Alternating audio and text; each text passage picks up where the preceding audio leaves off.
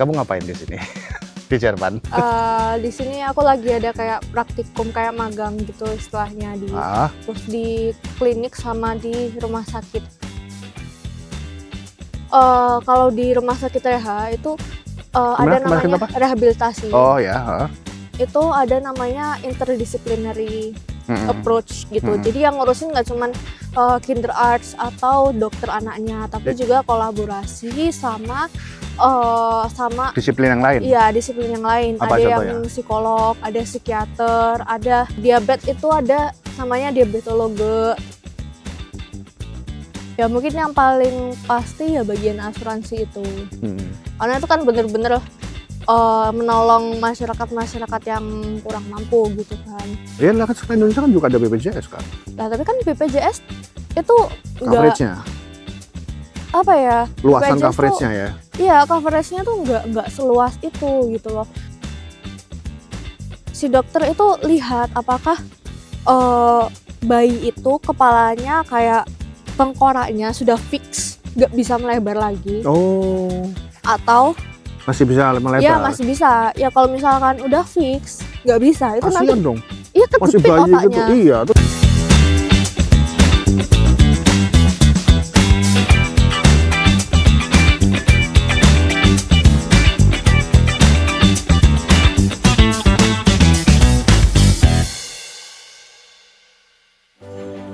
Assalamualaikum warahmatullahi wabarakatuh teman-teman. Di episode kali ini ada yang sedikit berbeda. Biasanya saya berbincang dengan akademisi, praktisi, dan tokoh publik. Tapi hari ini saya duduk bersama seseorang yang spesial, yaitu anak saya sendiri. Saat ini anak saya sedang atau sudah barusan selesai menjalani program magang kedokteran selama 1 bulan di Frankfurt, Jerman. Tepatnya di rumah sakit dengan spesialisasi pediatrics, rumah sakit dan juga klinik ya. Sebuah pengalaman yang bukan hanya soal ilmu medis, tapi juga tentang budaya kerja, nilai profesionalisme, empati kepada pasien, dan bagaimana sistem kesehatan dijalankan di negara tersebut. Di podcast ini kita akan ngobrol santai tentang bagaimana rasanya pertama kali masuk rumah sakit di Jerman, apa saja tantangan-tantangan yang dihadapi, hal-hal yang mengejutkan sampai pelajaran penting yang bisa dibawa pulang ke Indonesia. Podcast ini bukan sekedar cerita perjalanan magang, tapi juga refleksi tentang proses belajar, kedewasaan, dan mimpi menjadi dokter yang berintegritas. Mari kita mulai obrolan kita. Selamat menyaksikan. Assalamualaikum. Assalamualaikum warahmatullahi wabarakatuh. Saat ini saya ada di Hofgartenstraße, di Jalan Hofgartenstraße. Terus di sini adalah tamannya yang dekat dengan Odeonplatz.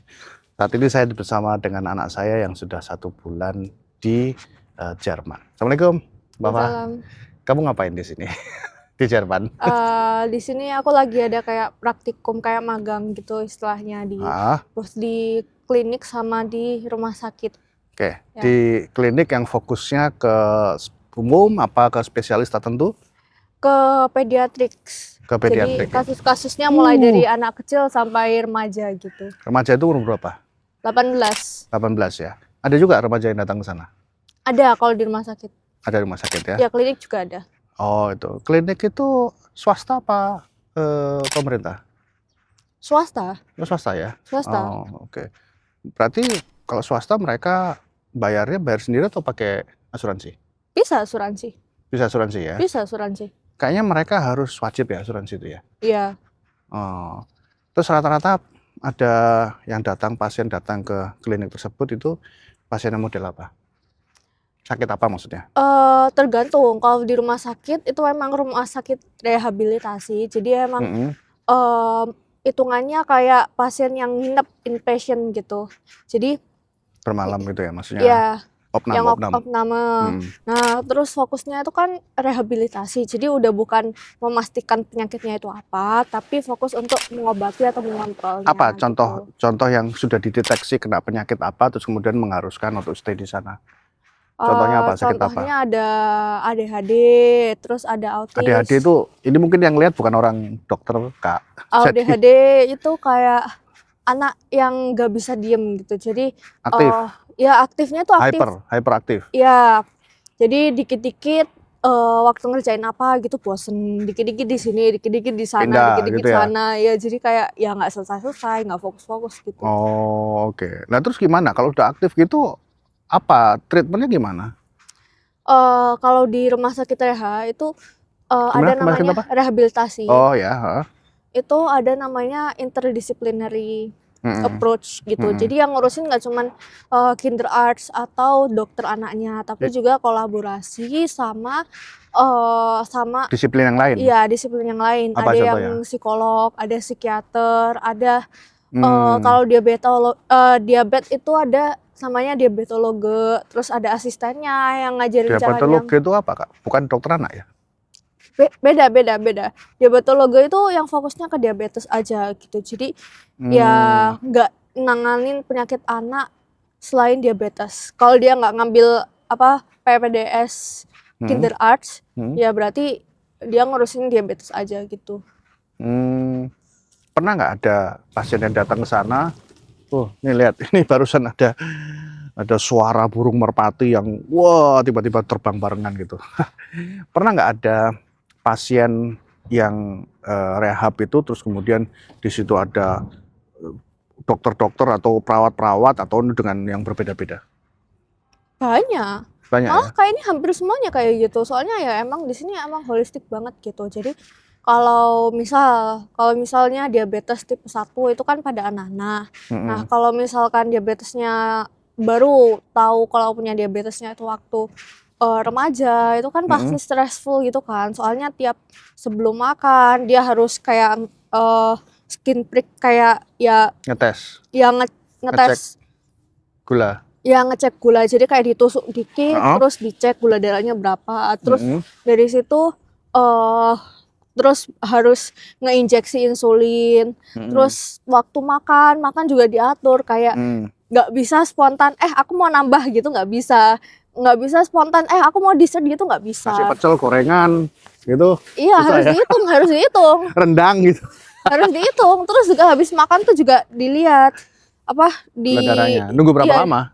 kok nggak salah 2 jam gitu, cuman aku agak lupa. Jadi dia ngetes dulu, Iya.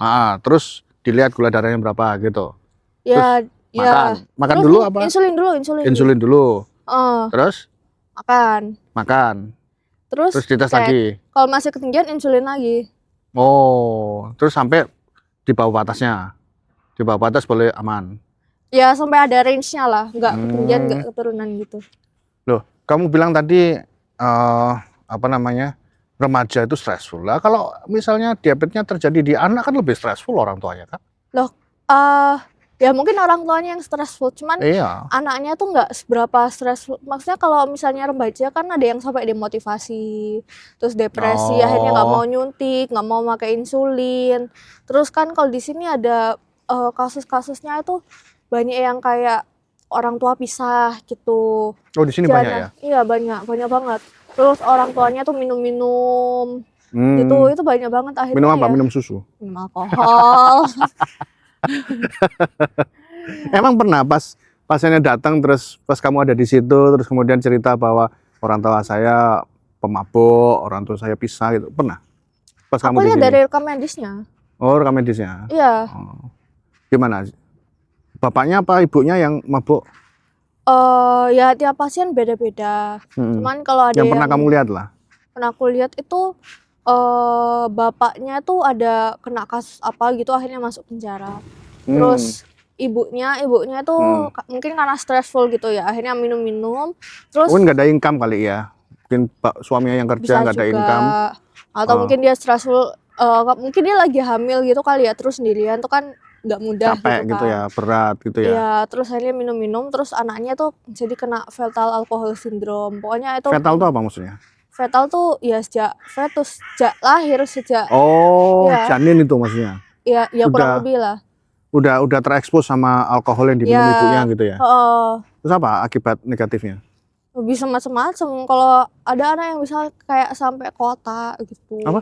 Kota, Apa itu? Ke otak kota, maksudnya, ke kota. otak? Ya, Oh, terus jadi apa dia? ya bisa jadi IQ-nya kena. Oh, Ya, gitu. terus speech development mungkin. Ya tergantung bagian otak apa yang kena gitu. Oh, itu orang tua yang mabuk-mabuk itu juga banyak ya di Jerman. Memang kenapa kok kemudian menurutmu di Jerman kok banyak kayak gitu, Kak? Nggak bisa dijelaskan secara ini ya, soalnya kan ya penyebabnya banyak gitu. Mungkin bisa. Tapi yang nggak keturunan ada juga nggak? Jadi Apa? yang misalnya orangnya lahir normal, tidak orang tuanya nggak mabuk-mabuk, tapi terus juga kena diabetes itu mungkin nggak ya? Ada. Itu Kan disebabkan apa? diabetes tuh Disebabkan apa? bisa keturunan Iya dari keturunan. orang diabetes. Cuman Oh ya tapi ada walaupun ada nggak juga pemabuk ya, walaupun nggak enggak. pemabuk ya, Ya mabuk itu bikin ya bisa lebih. narik semua penyakit lah. Kurang Oh, lebih oke. semua penyakit, bisa narik banyak penyakit. Hmm. Cuman kalau orang tuanya ada histori diabetes atau Hmm. mungkin orang tuanya waktu hamil itu ada kayak gestasional diabetes, jadi diabetes waktu hamil aja gitu. Itu Oh juga gitu. resikonya lebih banyak gitu. Nah terus ketika sudah dideteksi ya sama Hmm. dokternya bahwa oh ini diabetes nih, terus kan Hmm. melakukan rehab gitu ya. Hmm. Rehab berarti si pasien itu akan ketemu sama berapa banyak orang. Ada katamu tadi berapa? Diabetologi, Ya, terus siapa lagi itu ketemu berapa orang? Kamu nggak tambah stres itu? ya tergantung persepsinya ya, balik lagi. Kalau Nah, misalnya kata supervisorku itu kalau misalkan dia udah dari kecil dia tuh kayak seakan-akan terbentuk habits gitu loh. Jadi dia nggak bakal menganggap oh apa ya, kayak stressful banget, nggak mungkin nggak adaptasinya tuh ngerti nggak. mungkin ya, karena masih Iya, kecil ya. iya, karena kayak ya Oh, udah ngikut aja emang ini sistemnya gitu. tapi kalau remaja tuh kemudian mengharuskan untuk nyuntik sendiri, nah berarti waktu masa kecil ya berarti orang tuanya yang nyuntik kan ya? Loh, kan diabetes tuh bisa emang baru ketahuan waktu remaja. Nah misalnya ketahuannya waktu masih kecil gitu. Oh, Terus masih kecil berarti mengharapkan anak kecil untuk nyuntik sendiri kan ya susah. kalau Orang di tuanya sini berarti. tuh kan Jerman. Jerman tuh kan udah maju banget gitu kan. Nah, insulin itu nggak cuman bisa dikasih melalui injeksi. Jadi ada Oh, alat, dia tuh emang kayak semacam patch gitu lah. Dia ya, itu please. bisa dia taruh di Thank you. ya Danke. bagian abdomen gitu, bagian perut gitu. Terus nanti si Apa pil ya alatnya bentuknya? bukan Apa? kayak patch, semacam patch gitu loh. Apa itu apa? Kayak ada segini, terus ditancepin di Perutnya. perut. Iya. Jadi di luar perutnya gitu. Iya. Oh, Tapi kecil nggak aja diminum kok. ya? Nggak diminum. Enggak, insulin nggak diminum. Insulin Oh, antara diinjeksi atau kayak oke. emang diiniin patch, nanti di patchnya tuh ada jarum. Jadi Oh, nanti alatnya itu bakal ngeluarin insulin secara berkala gitu. Terus keluar oke. dari Dikasih jarumnya. menitan gitu ya, kasih menitan disemprotkan gitu ya. Rutinitasnya di set ya, bisa diatur ya. Tergantung alatnya itu dibuat oleh siapa, terus modern apa gitu. Kalau Oh, di sini misalkan ada ya alat itu. ada, Di Indonesia ada nggak ya? mungkin ada, cuman jarang gitu. Oh, Ya, terus berarti alat itu ditaruh terus diikat sama anaknya gitu ya? enggak, patch itu ya ditempel, Ditempel sendiri gitu ya? ya ditempel, nanti seminggu diganti gitu. Oh, Ya, jadi tergantung alatnya. Ada alat yang bisa mikir sendiri. Jadi mikir sendiri maksudnya gimana? gini. Jadi AI. untuk cara memonitor gula darah itu bisa dengan ditusuk dikit terus diinin sama alatnya, dideteksi alat. Ada, terus juga bisa kayak patch gitu ditempel di sini atau di bagian perut satunya, kiri atau kanan gitu. Itu dia bakal mendeteksi gula darahnya. Jadi kayak Berupa angka gitu ya? iya, jadi Range-nya dia gitu nggak ya? harus nyuntik berkali-kali buat cari tahu gula darah sebelum makan, setelah makan. Terus kalau misalkan udah lemas gitu kan nggak usah injeksi suntik nggak usah berkali-kali gitu kan. Jadi Ya cukup di iya, cukup dilihat aja settingnya. alatnya ini berapa kira-kira gula darahnya gitu. Terus kalau misalkan udah tahu, itu namanya continuous glucose monitor, CGM. Nah, kalau udah tahu, itu sinyalnya bisa dikirim ke ada kayak semacam HP kecil gitu. Kayak Bluetooth alat itu. ya pakai Bluetooth. Dikirim ke Bluetooth untuk kayak ngasih sinyal ini insulinnya butuh berapa. Itu ngirim Bluetooth-nya ke mana? Ke dokternya? Enggak, Ke alatnya? ke alatnya. Ke HP-nya? Terus ya terus habis itu nanti alatnya kayak kan dari informasi itu alatnya bakal ngirim sinyal ke patch yang buat nyuntik insulinnya gitu. Terus Iya, jadi ini ngasih sinyal, terus sinyal itu dimasukin ke alat, terus alat ya menyemprotkan ituin berdasarkan Iya. sinyal ini gitu ya. Oh. Oh, Ya jadi enaknya ya anak-anak itu yang masih kecil nggak nggak perlu usah. mikir gitu ya. Ya, nggak perlu mikir. Terus orang tuanya juga nggak perlu nggak perlu khawatir kalau lupa belum suntik, Nah, itu belum kan ngecek bisa gula diterapkan darah. untuk dewasa juga kan, Kak? Bisa, Oh, jadi bisa. nggak usah perlu nyuntik-nyuntik lagi Ya remajanya. bisa, cuman ya tergantung orang lagi. Kalau continuous glucose monitor itu kan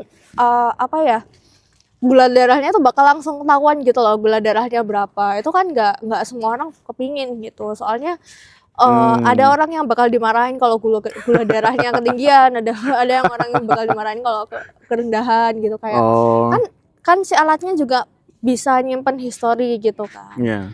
Kayak Oh, ada history ya? iya, jadi kalau misalkan tinggi banget, misal habis party gitu, itu kan bakal Oh, tinggi makan banget, minum bakal alkohol kena, gitu ya? ya.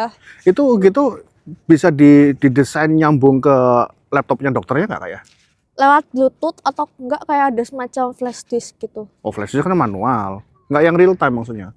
Bluetooth Oh, jadi langsung masuk ke anunya dokternya gitu, wah dokternya langsung bisa monitor, kamu mungkin bisa, lagi cuman party ya minum paling minuman ya. diinin sama orang tuanya, Hmm? dikirim informasinya ke orang tuanya gitu. Kan ya, Oh, maksudnya ya, dikirimnya tuh ke orang tuanya ya, iya, supaya berarti ya lebih maksudnya, deket gitu lah, lebih terpantau 24 jam. iya supaya mungkin maksudnya gini Kak, eh, informasi itu tidak ke dokter, tapi informasi itu ke orang tuanya. Maksudnya itu agar jangan semua dokter gitu kali ya. Iya, bisa jadi gitu juga. Supaya ada tanggung jawab keluarga, orang tua Mm-mm. untuk selalu menyehatkan anggota keluarga gitu kira-kira ya. Iya, Itu yang kamu bilang apa? Patch apa? patch. Patch.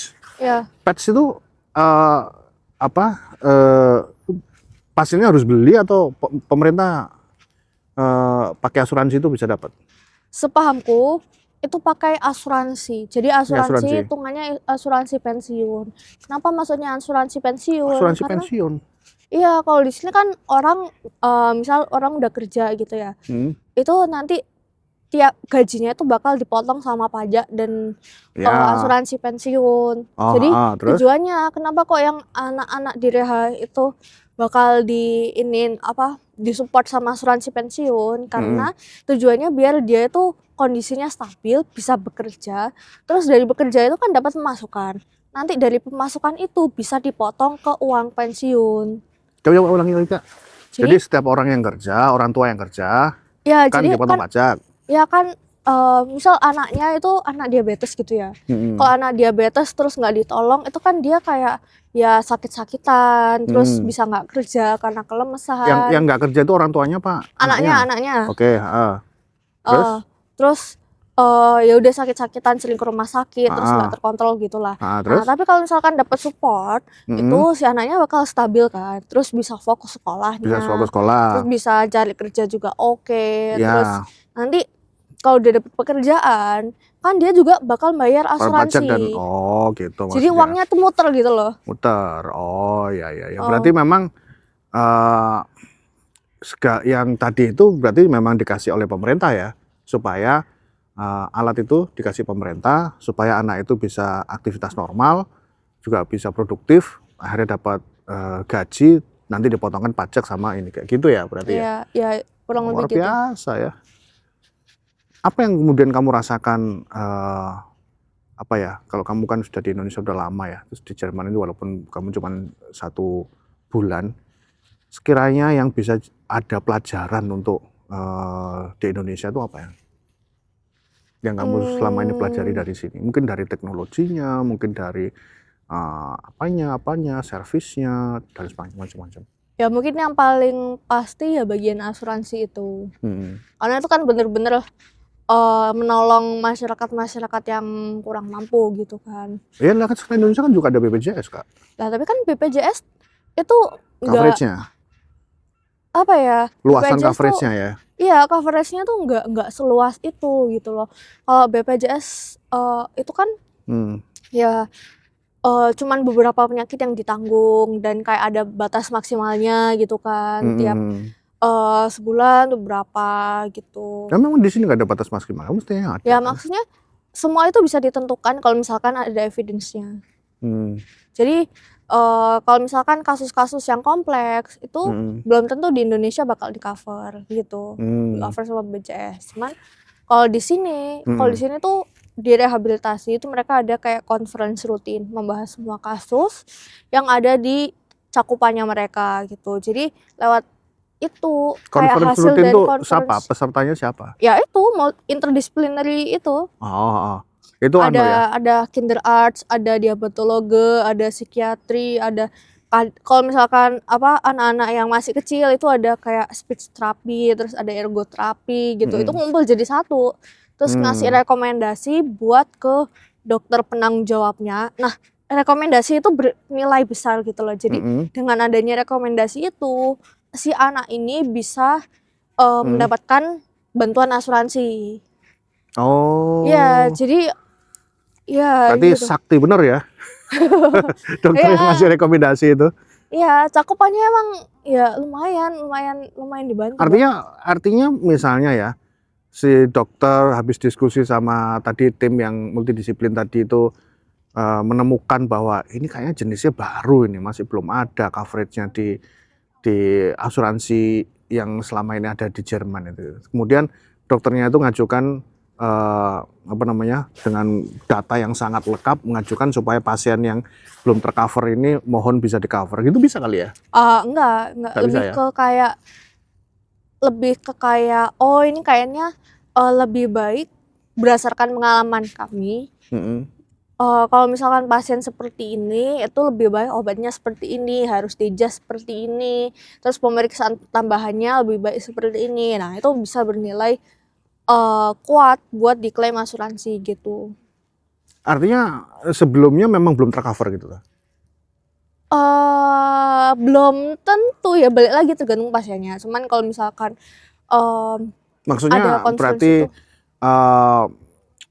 jadi surat sakti oleh dokternya itu penguat ya bahwa pasien ini butuh sekian aktivitas, sekian obat gitu kali ya? Ya, kurang lebih. Gitu. Ya. Oke, asuransi. Terus apalagi Kak yang kamu temukan yang mungkin bisa jadi pelajaran untuk orang-orang yang ada di Indonesia lah? Mungkin dari sisi servis, dari sisi tata kelola, apa kira-kira menurutmu? Kalau dari sini itu bagusnya adalah early detection-nya, jadi screening gitu. Jadi kalau di sini bayi baru lahir itu langsung di screening rutin. Kayak kalau di Indonesia, ada jadwalnya, ada yang namanya U1, U2, U3, U4 dan seterusnya. Itu hari apa minggu? U1, tergantung.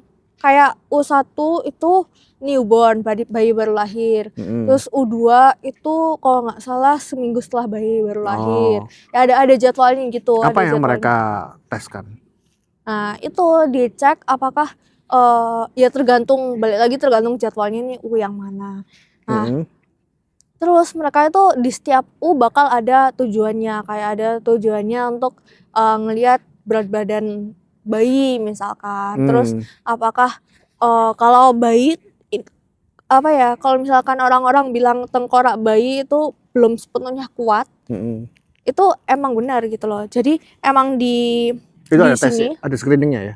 Ada. Jadi biasanya dokter tuh bakal lihat ukuran kepala kan. Kalau anak dari kecil sampai besar itu kan kepalanya pasti tambah gede kan. Kepalanya. Ya, pasti tengkoraknya bakal tambah gede kan, karena otaknya juga berkembang.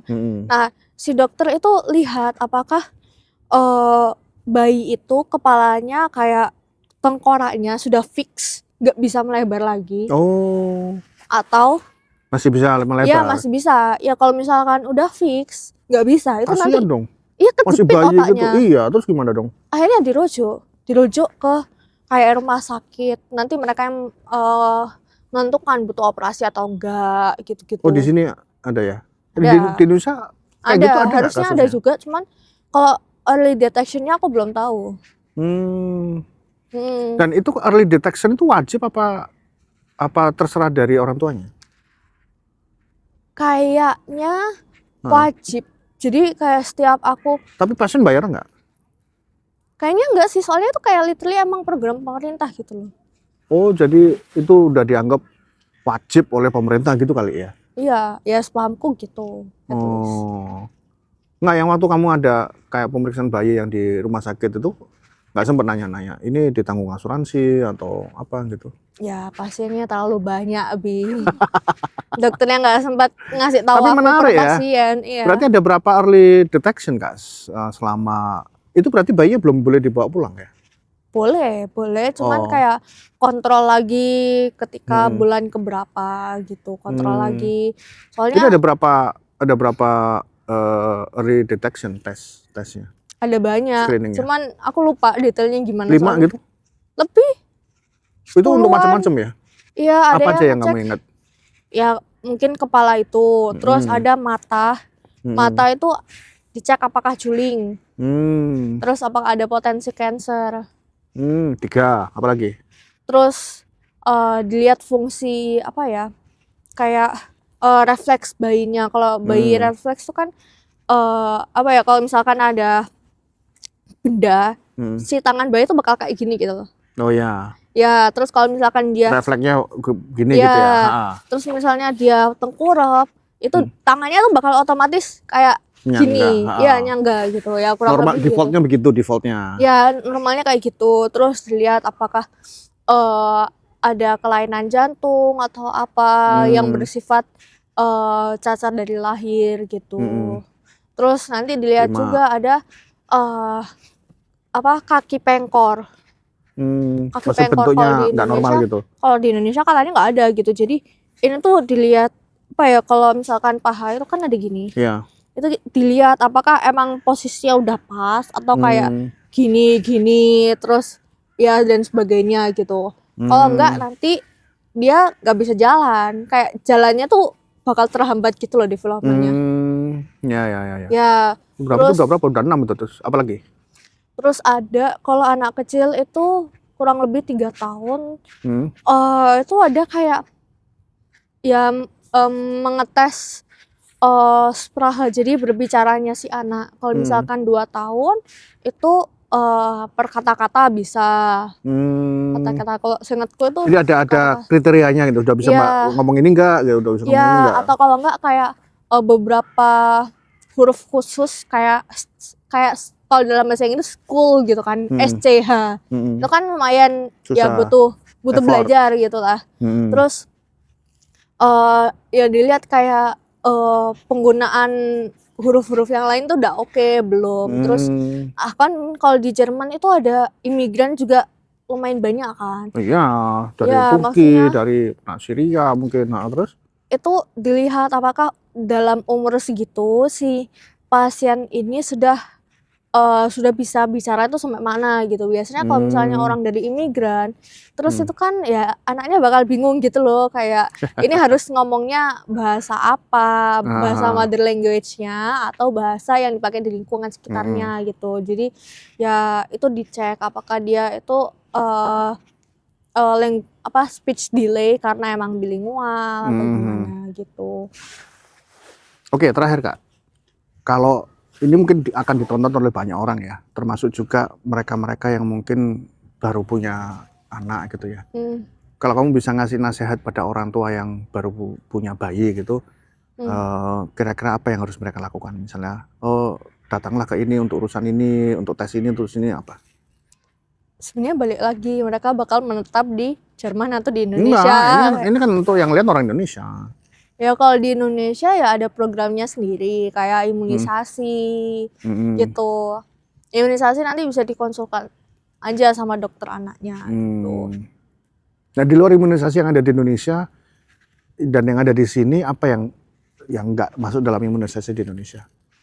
Yang untuk screening, early detection dan sebagainya gitu. Kalau screening early detection, mungkin yang paling gampang dilakuin kayak prevention gitu kali ya. Apa contohnya misalnya? Contohnya anak-anak itu di bawah 3 tahun, Ah, 3 tahun dan ke bawah, jangan ada median itu kayak TV, oh, HP. Orang tuanya juga nggak boleh main HP waktu megang anaknya. berat ini. Iya, nggak boleh. Oke, oke. Iya, karena Ya, ya ya, language ya. development, terus ya dia bakal belajar kayak emosi gitu kan. Ya Ya, ya, ya. kalau Berarti harus nggak boleh ada pengganggu lah ya, nggak boleh Iya. ada media lain supaya bisa fokus gitu ya. Heeh. Oh, ya, ya. Ya, Itu mungkin penting itu untuk orang tua itu. meskipun buat beberapa orang ada yang kayak boleh nonton tapi didampingi orang tua. Kalau di sini sama supervisorku nggak boleh, bener-bener nggak boleh. Siapa, gitu. Siapa? Kalau beberapa orang itu kan Ah. ada yang mikir boleh nonton TV kalau didampingi orang tua. Ya, ya. Tapi kalau sama supervisorku itu bener-bener nggak boleh. Anak kecil nggak boleh nonton TV. Nggak boleh nonton TV, nggak boleh main HP. Orang tuanya juga nggak boleh main HP waktu megang anak gitu. Oh, keren ya. Oh, Oke, oke, oke, oke. oh. Ada lagi pesan untuk orang tua atau untuk siapa lagi orang-orang Indonesia? Ya mungkin itu dulu. Mereka suruh belajar ke Jerman aja.